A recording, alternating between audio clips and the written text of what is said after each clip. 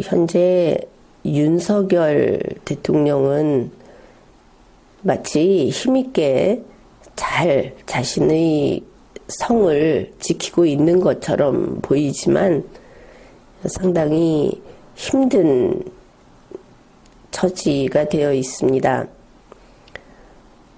최근에 민주당 연구원을 수사하겠다 해가지고 이제 검찰에서 몰려갔는데 그것 때문에 촛불 집회가 더 가열될 거다 이런 이야기가 있죠. 그런데 문제의 핵심은 그게 아닙니다. 민주당을 탄압했다든지 또 그런 어떤 빌미를 줬다든지 하는 것이 아니고 근본적으로 이미 윤석열 대통령이 취임하면서부터 촛불은 타오르고 있었다. 이것을 알아야 합니다. 끊임없이 뒤엎고 싶어 하는 것이 그러한 정치 세력이니까. 그런데 윤석열 대통령에게는 약점이 너무나 많습니다.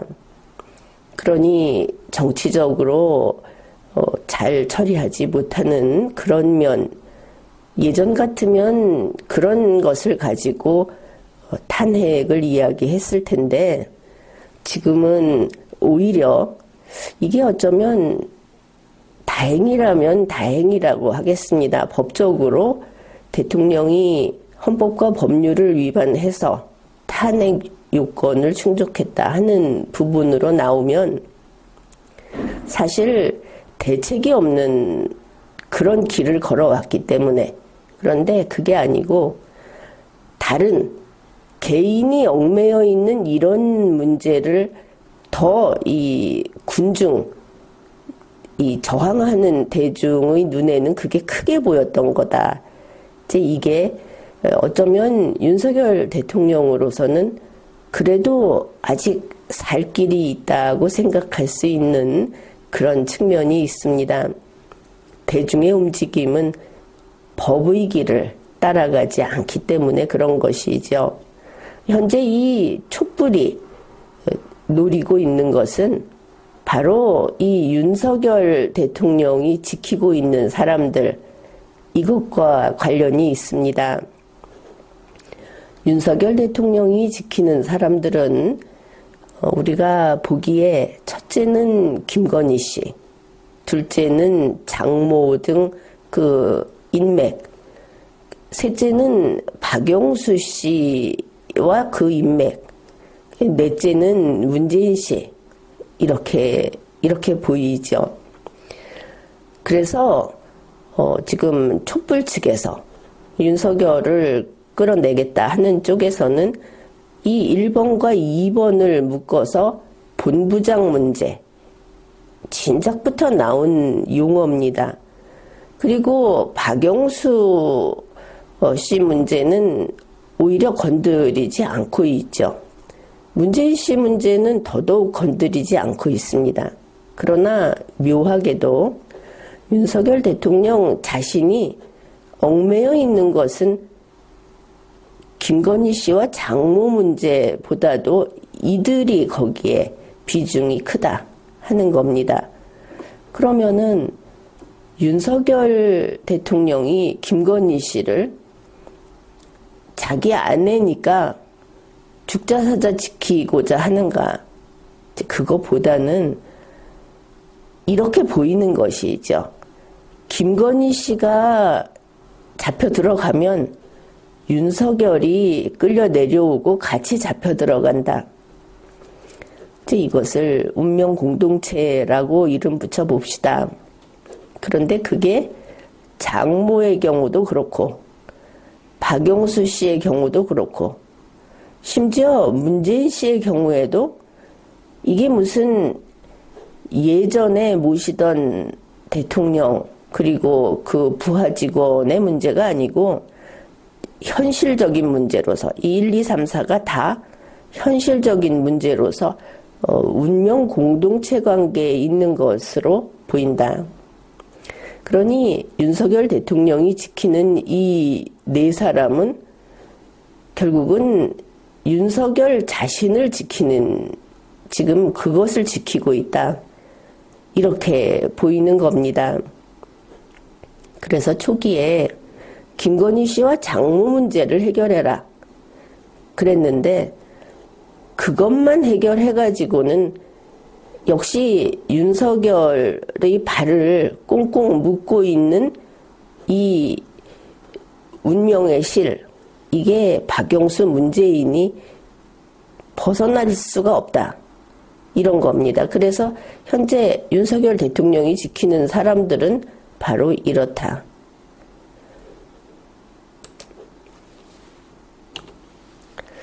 그러면 현재 촛불이 저렇게 이제 점점 더 거세게 타오르고 있고, 분명히 올 연말로 가면서 저 촛불은 횃불로 올라갈 겁니다. 그런데 그거를 어떻게 대처할 것인가, 이제 우리가 좀 생각을 해보면은, 윤석열 대통령이 이제 이거를 우선 자기 발이 꼼짝을 할 수 없는 이런 것을 어떻게 털어낼 것인가, 그 순서를 보면 이렇게 됩니다. 첫 번째는 이제 문재인을 털어내야 하는데, 이게 무슨 신념에 따라서 이 사람이 세계 공산주의나 세계 사회주의 단일국을 만들겠다는 포부가 있는 사람이라면은 그거는 뭐 논외로 하고, 이제 우리는 그렇지 않다고 보고, 이 관계는 그냥 앞에서 말했듯이 그냥 운명 공동체, 악연이다. 그런데 자신을 옥죄고 있는 관계다. 이렇게 봤을 때 먼저 털어내야 한다. 이제는 문재인 씨는 그냥 민간인입니다. 전직이라는 것이 무슨 이 세계에서 전직이면은 계속 또 뒤에 상황으로 남아있고 이런 것도 아니고, 그래서 이제 첫 번째로 잡는데 그 순서가 먼저 이재명 잡고, 왜냐하면 이 거미줄은 윤석열하고 지금 연결이 돼 있다고 자꾸 하는 그런 것들이 나올 수 있으니까 이재명 잡고, 그 다음에 선거 때부터 덮어 씌워 놓은 친문 잡고, 그리고 문재인을 털어내는 그런 순서로 가면 이제 좀 움직일 수 있는 여지가 좀 생길 겁니다. 그리고 나서 박영수를 털어내야 합니다. 그런데 중요한 것은 이게 박영수 털어내는 게 좀 쉬워 보이지 않습니까? 그래서 박영수 털어내고 문재인으로 가면 이렇게 생각할 수 있는데 그게 아닌 겁니다.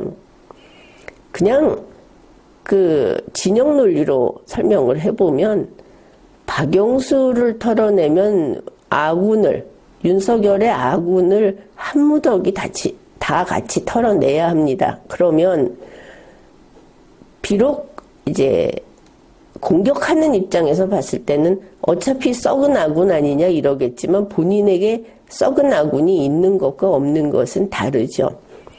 박영수를 먼저 털어내버리면 아군은 없고 적군은 훨씬 더 폭넓게, 선거 때 자기 편으로 왔던 사람까지 민주당 쪽에 붙어서 적군이 수가 늘어나는 이런 결과가 되기 때문에 이 순서가 중요하다.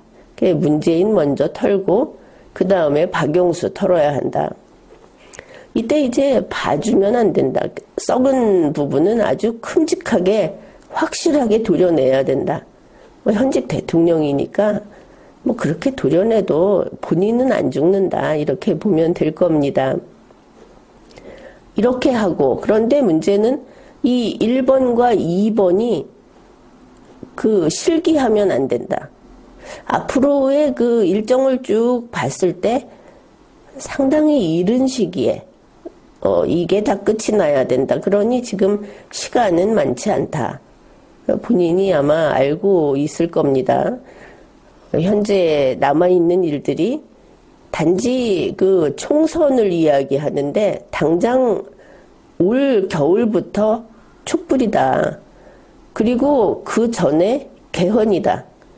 다른 사업을 아무리 많이 벌인다고 해도 그쪽에서 이들이 좀 더 뿌리를 내리게 되면 정말 미동도 할 수 없게 된다.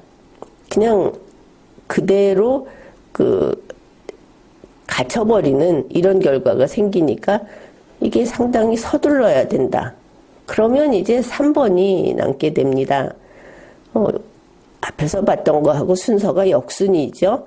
김건희 씨와 장모 문제가 남는데 이거는 그때까지 대통령으로서 이걸 잡고 이게 무슨 플러스가 될 거다 하는 게 아니고 본인이 이제 발걸음을 좀 움직일 수 있게 된다. 그랬을 때 이제 국민에 대한 성실성 또 대통령으로서 공무 수행을 잘 하겠다 하는 그런 태도 변화 이런 걸 가지고 이쪽은 좀 눌러서 버틸 수 있다. 이제 그런 상황이 될 거다. 이렇게 되는데 만약 그때 정 어렵다고 한다면은 김건희 씨가 모든 책임을 지고 어떤 책임을 묻게 되면 장모 문제는 또 좀 누르기 쉽고 그리고 김건희 씨를 처벌을 한다. 만일 그렇게 된다고 하면 다툴 거리가 없게 되는데 이게 시기가 지난 다음에 그러니까 총선이라고 하면 이제 심판을 받는 때가 되지 않겠습니까? 그 심판을 받는 때 이 사람이 그렇게 처벌을 받게 된다. 힘에 밀려서 이러면 역시 나쁜 인간이었구나 이렇게 갈 것이고 그 전에 이거를 처리를 한다. 그러면 그래도 저 사람은 공무원으로서 의무를 더 우선시했구나 이렇게 똑같은 일도 판단이 달라질 겁니다. 그래서 이것이 윤석열 대통령이 자신의 지금 걸음을 못 움직이고 있고 그러다 보니 바로 이런 것 때문에 주위에 있는 색깔도 자기의 색을 드러내지 못하고 있고 그래서 아마도 털어내는데 성공을 한다면 털어내는 순서는 이렇게 될 것이다. 이렇게 봅니다.